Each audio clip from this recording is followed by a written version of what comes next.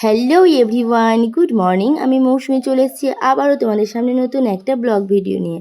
তো আমি এখন সাংসারিক কাজকর্ম দিয়ে শুরু করে দিয়েছি। এত কাজের ব্যস্ততার মধ্যে আমি না সময় পাই না, যেহেতু আজকে পড়ানো টড়ানো ছিল না।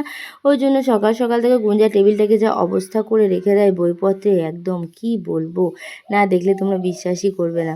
তো একটা জিনিস খুঁজে পাচ্ছিলাম না বলে তোমাদের বইগুলো খাটের মধ্যে রেখেছিলাম, তো ওই জন্য তোমাদের দেখাতে পারিনি টেবিলটার অবস্থা। তারপর পরিষ্কার টরিষ্কার করে কত সুন্দর লাগছে দেখতে, দেখো। আর কালকে একটু শার্প এনেছিলাম দোকান থেকে, তোমায় তো দেখিয়েছি। তো শার্পটা কেটে একটু ভরে রাখবো কৌটোর মধ্যে, তার কারণ কাটা হয়নি আর শার্পটা না শেষ হয়ে গেছিলো। ওই জন্য আমরা 1 কেজি করে শার্প আনি আর একটা কৌটোর মধ্যে ঢেলে রেখে দিই। ওটা থেকে যতদিন শেষ না হয় ততদিন ওটা থেকে ইউজ করি। তারপরে দেখো কিছু জামা কাপড় মাখাবো। আর আজকে আমার হাজব্যান্ড বলছে রবিবার আছে, একটু চিকেন খাবো, অনেকদিন চিকেন খাওয়া হয়নি।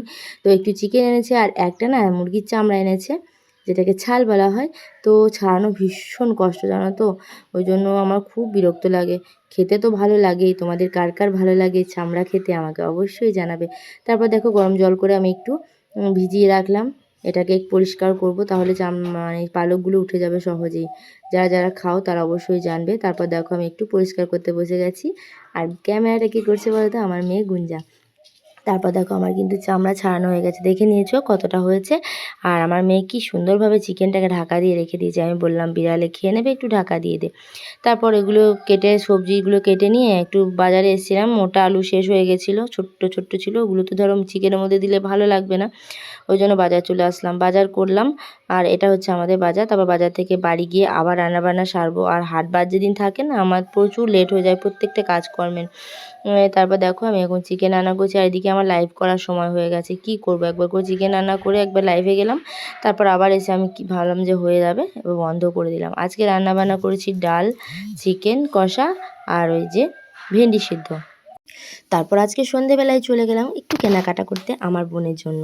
আমার বোন বলেছিল দুটো নাইটি কিনে আনতে, তার জন্য নাইটি কিনতে এসেছি। তো দেখো এই নাইটিগুলো পছন্দ করে নিয়েছি, কি দারুণ না, একদম মানে কি বলবো, সুলভ মূল্যে নাইটিগুলো অসাধারণ আর তেমনি সুন্দর দেখতে, কি ভালো। তোমরা দেখো কতটা সুন্দর লাগছে না নাইটিগুলো। আমি এর আগেও নিয়ে গেছি আর আমার বোনের জন্যও নিয়ে গেছি, তো খুবই ভালো লেগেছে ওর নাইটিগুলো। তারপর আবার বলেছে আবার নিতে, তো 3টে সেই জন্য ওর জন্য কিনে নিলাম। আর আমি যাবো যেহেতু বাবার বাড়ি 2 দিন পর, ওই জন্য নিয়ে নিলাম। তারপর দেখো কাকাদের বাড়ি এসেছিলাম আবার।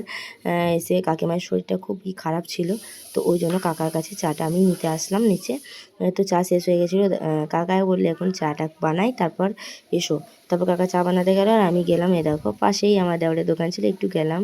এসি ঠান্ডা ঠান্ডা হাওয়া ঢুকে থাকলাম একটুখানি দোকানের ভিতরে, বাইরে তো ভীষণ গরম, দাঁড়িয়ে থাকা যাচ্ছে না। তার জন্য গেলাম। তারপর ফেরার পথে দেখো আবার কসমেটিক্সের দোকানে আসলাম। তো কসমেটিক্সের দোকানে এসে কিছু পলা বাঁধানো আর হচ্ছে ক্লিপ কিনবো। আমার বোন বলেছে আর মা বলেছে, তাই যেহেতু যাবো ওই জন্য আমাকে বললো তাহলে কিনে নিয়ে আয় আমাদের জন্য। তো আমাকে দেখো ক্লিপের পুরো একদম সম্ভার যত ছিল সব নামিয়ে দিয়েছি ক্লিপের জায়গাগুলো। কিন্তু কয়েকটা না পছন্দ হয়নি ক্লিপগুলো, খুব একটা চুল ধরবে না। আর আমার বোনের চুল না প্রচুর মোটা, তো ওই জন্য ও বললো যে জেপির ক্লিপ নিতে। তো জেপির ক্লিপগুলো না খুব একটা ভালো ছিল না, আমার তো ভালো লাগছিল না। তো আমরা একটা ক্লিপ ইউজ করি, সেই ক্লিপটা পেলাম না এর ওখানে, আর ও সেই ক্লিপটাই চায় আর কি। তো যাই হোক 2টো ক্লিপ নিয়ে নিলাম। দেখো তোমাদের কেমন লাগছে অবশ্যই জানাবে ক্লিপ দুটো। তো এই ক্লিপগুলো আমি নিয়ে নিয়েছি। আর এই দেখো এটা হচ্ছে আমার বোনের জন্য বালা, নর্মাল অল টাইম পরবে বলে এই বালাটা। আর এটা হচ্ছে আমার মায়ের জন্য, কেমন হয়েছে বলবে। আর ওই যে এই ক্লিপ দুটোই আমার ভালো লাগলো একমাত্র।